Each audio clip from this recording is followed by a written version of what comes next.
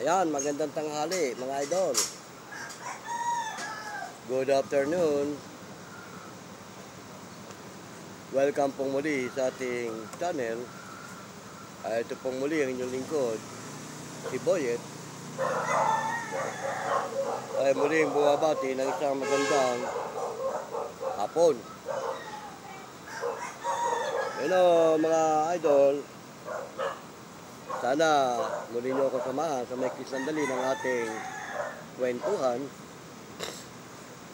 para naman may makasama ako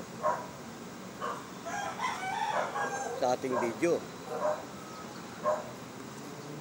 Tulad pa rin naman ng dati mga idol, tayo naman magkukwentuhan lang na may kaugnayan pa rin sa mga napapanahong issue tungkol sa mga kababalaghan na napapanood natin sa ating kapwa vlogger na may kaugnayan sa mga ghost explorer o tsaka ghost hunter.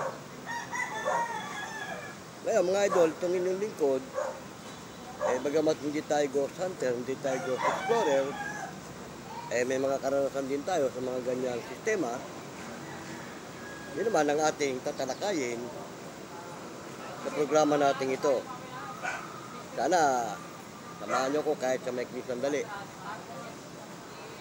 Meron lang akong ikukwento na isa pa rin sa aking naging karanasan noong ako'y nasa panahon pa ng pagpipintura at nung ako'y kasama pa ng aking bayaw na albularyo. At nabanggit ko na nga sa aking mga video na kahit papano ay may natutunan ako sa aking bayaw tungkol sa sistema, sa mga masasamang elemento at mga espiritu, kung paano ito sasawatain o paano ito pupuksain. Nabanggit ko rin ng mga nakaraan sa aking video na meron kaming pinuntang lugar na sa loob ng ilang oras sa pamamalagi ko sa gusaling yun, marami akong natuklasan at nasaksihan sa sistema ng Kaya nga, ito ngayon ang tinatalakay natin. Alam niyo ba mga idol na ang mga masamang elemento at anumang uri ng mga masamang espiritu ay walang pinipiling oras. Mapaaraw man yan o gabi. At yan, wala rin pinipiling lugar, abandonado man o hindi. Tulad nga nung pinuntahan namin na ikinukwento ko sa nakaraang video ko, live yung building na yun. Gumagana at maraming tao dahil opisina. Maraming opisina. Pero, ganun pa man, talaga pala yung mga masamang elemento ay walang pinipiling lugar at oras o araw. Basta't yan inariyan na sa lugar na yan, tulad yan nung nabanggit ko na pag nanggaling sa kanilang mundo yung mga yan at napadpad sa isang lugar at nagustuhan, hindi na yan lalayas. Mamamahay na yan sa lugar na yan. At yun nga, minsan ang mga napapanood natin sa ating mga kapwa vlogger na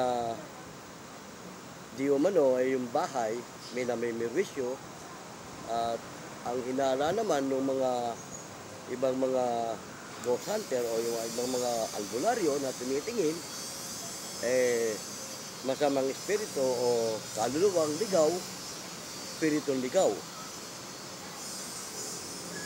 Pero hindi ko naman tinatawaran ang kanilang mga kakayahan dahil sabi nga nung isang albularyo na napanood natin, may kanya-kanya lang daw abilidad at pamamaraan ang mga albularyo. Kung paano tutuklasin yung mga bagay na may kaugnayan sa kababalaghan. Pero sa aking pansariling kaalaman, mga idol, sa aman lugar ako mapadpad, kapag naramdaman ko na yung lugar na yan ay meron, masisiyasat ko kaagad kung yan masamang espiritu o mga elemento. Dahil ang mga itinatawag ng mga multo o sinasabi nilang kaluluwang ligaw o espiritong ligaw, hindi yan makikihalubilo sa maraming tao. Lalo't hindi naman abandonado ang isang gusali. Pero ang elemento, abandonado't hindi, makikihalubilo yan sa mga tao. At talagang nakikihalubilo sila. At ang mabigat pa, kapag napirwisyo mo sila at nasaling mo, yan ang delikado. At pag nakusunadahan ka, tulad ng mga napapanood natin na nakukusunadahan, sinusundan hanggang sa bahay. At ang mabigat pa niya, baka pati pamilya mo, pag ikaw sinundan, madamay. At pag nagustuhan yung bahay mo, baka mamahay na rin yan dyan. At dyan mamirwisyo. Kaya mga idol, ang mga elemento. Totoo yan sinasabi ko dahil nga, naging karanasan ko rin yan. Tulad ng napanood ko, pinipilit niyang palayasin yung di umano, kapre daw, yung pumasok doon sa babae, sumanib, pinipilit niyang palayasin, matigas, ayaw lumayas, tuloy ang nahihirapan yung katawan ng pasyente. Dapat mga idol, pagka gano'n na nagmamatigas, wala na dapat maraming equilibrating yun. Hindi mo na dapat pahirapan pa yung katawan ng pasyente. Dahil hindi lang yung pinapalayas mo na epektuhan, lalo nang na-epektuhan doon yung katawan ng pinatukan. Diba tama mga idol? Kaya pag sa akin yun mga idol, pag ako naka-encounter ng ganyan, at naramdaman kong ayaw umalis, ayaw matigas, mamatigas yan, hindi ko na pinapahirapan yung katawan ng ginaniban. Nabanggit ko nga sa comment ko, pagka ganyan na elemento yan, hindi mo na dapat yan patagalin. Yan ang elemento, pag namahay, hindi mo basta mapapalit. Dahil sabi niya, patunagan niya yung katawan. Pagka ganon, ang ginagamit niya pa na pampapalaya, si San Miguel. Yung gamit na San Miguel, mga idol, hindi yan ginagamit sa ganyan mga elemento o mga entity na yung mga kapre na yan. Hindi yan. Ang advice ko nga, sabi ko sa comment ko, pagka ganyan, kung alam mo yung 3 A na may kasamang atardar, pag yan, itinapik mo sa balikat, kaliwang balikat, at iniihip mo yan sa kanyang ulo, ayaw sa gusto, lalayas yan. Hindi mo na kailangan pahirapan yung katawan ng pasyente. Sandali po, medyo maingay dito. Yan, mga idol, ha? Tuloy natin ang ating tinatalakay. Pasensya na kayo at lumipat tayo ng pwesto dahil doon sa ating kinatatayuan ay medyo maingay. Kaya lumipat tayo dito para medyo tahimik ng konti. Di ba tama mga idol? Tuloy natin ang ating pinapaksa.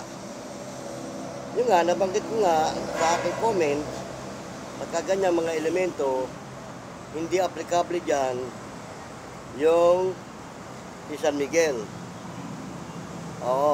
Pwede pa siguro kung ang gamitin mo dyan, yung tinatawag na 7 Angeles, baka umubra pa.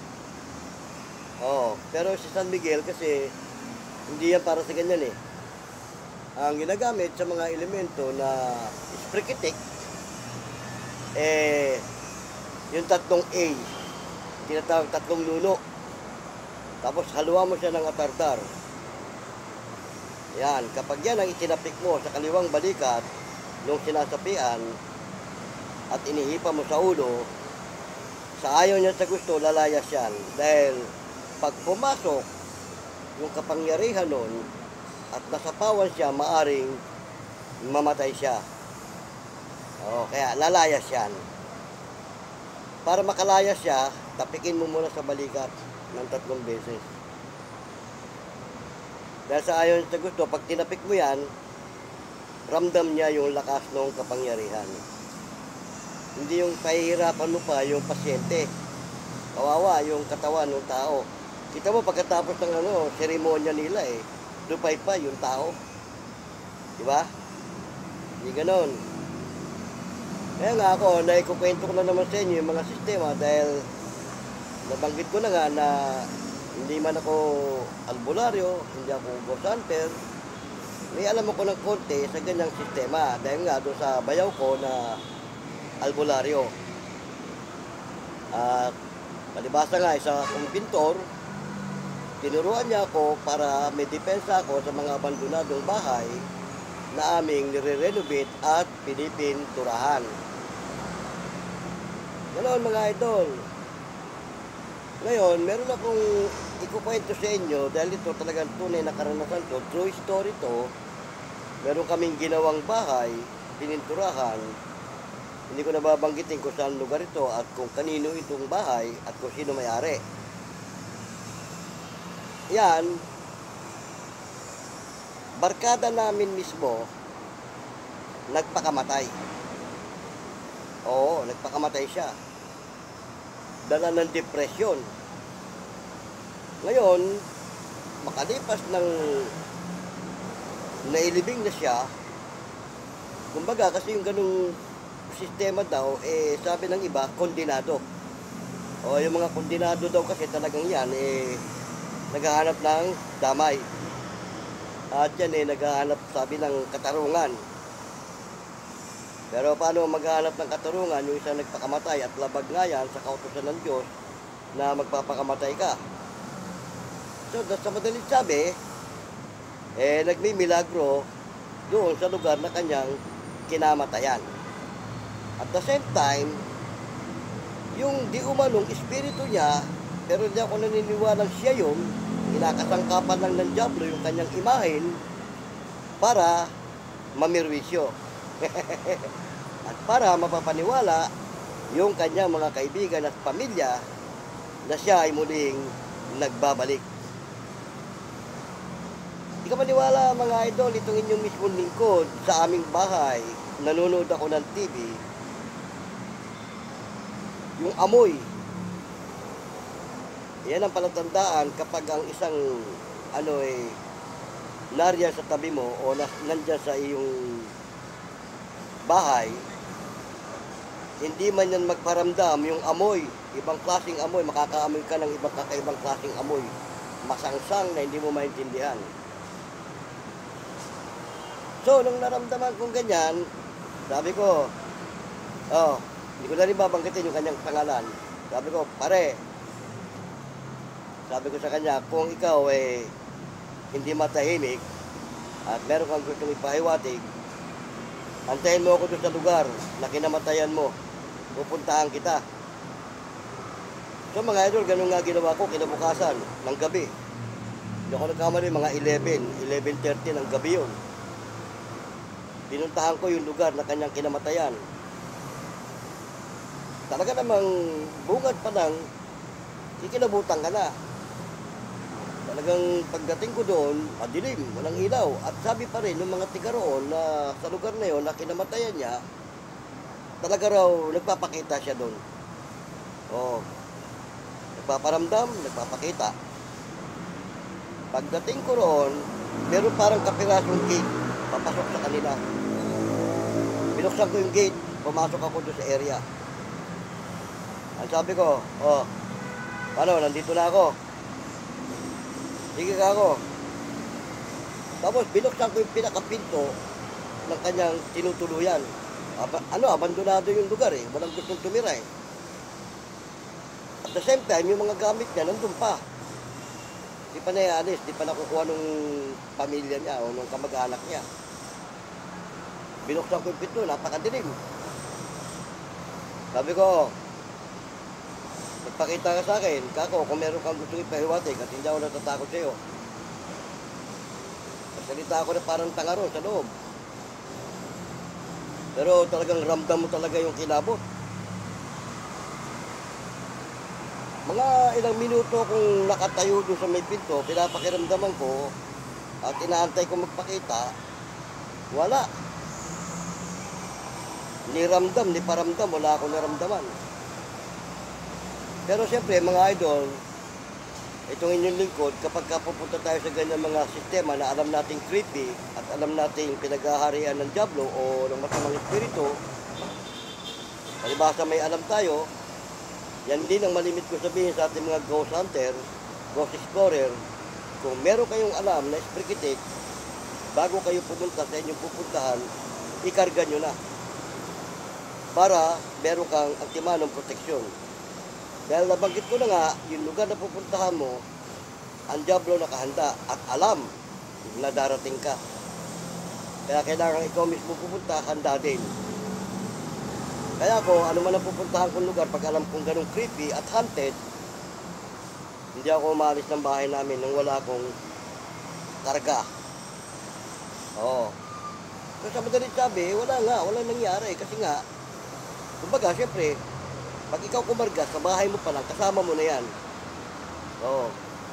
At yan nga, pag ikinarga mo yan, lalo pag alam mo sa salita ng 7 Angeles, pag yan ang ikinarga mo, hanggang sa pupuntahan mo, kasama mo yan. Oo.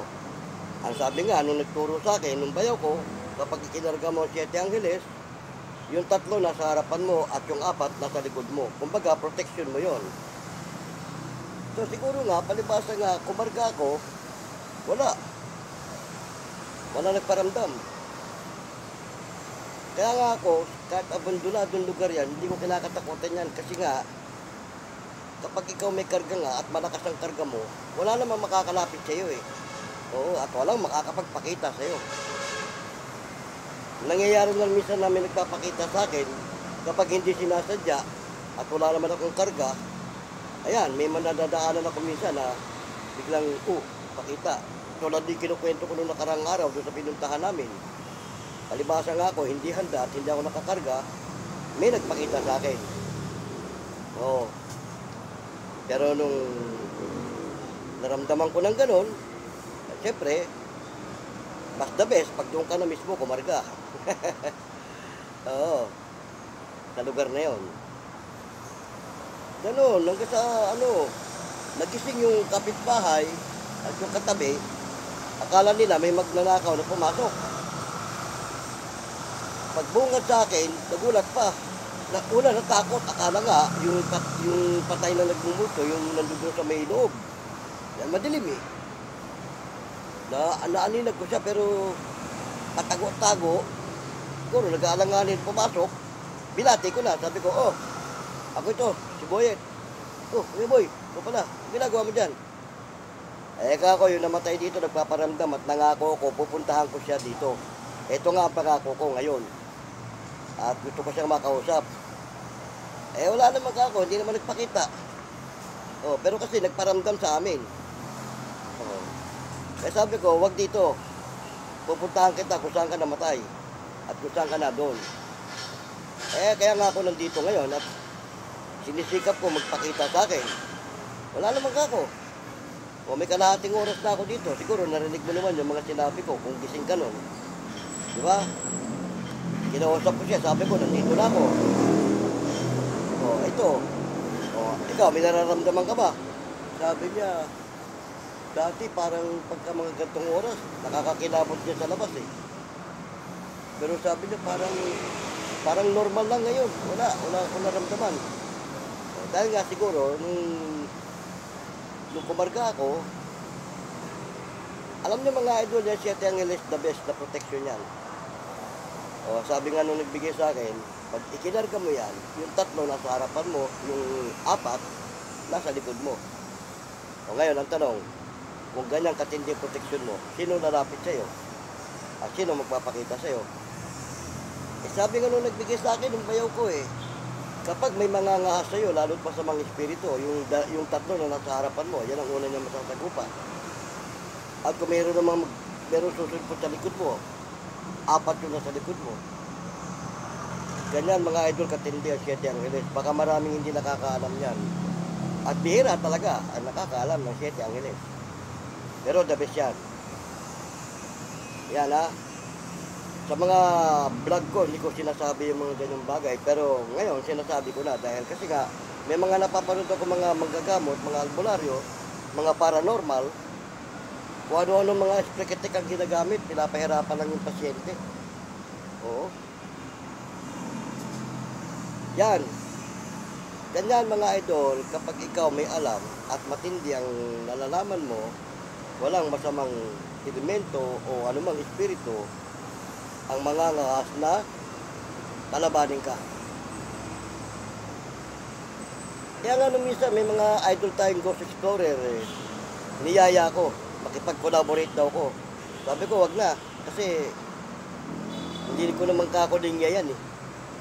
Although nakakaranas ako ng ganyan, pero hindi ko kakulinya yan. Tsaka kahit gaano ka-creepy ang pupuntahan natin, wala na tayong dadatnan dyan. Dahil ako, sa labas pa lang ng area, ng compound, kapag binalatan ko na yan, wala na tayong maano dyan, sabi ko sa kanya. Yan, mga idol, ganun. Kaya nga, yung mga ganyan mga bagay, mga idol, dapat alam nila yan. Okay no, salamat ng marami at sinamahan nyo ako sa Maikli Sandalin itong ating programa. At sa Maikli Sandalin ito ay nagkasama tayo. Okay no, ito pong muli ang inyong lingkod, si Boyet ng Vlogs TV. Pansamantalang nagpapaalam. At sa muli, paalam!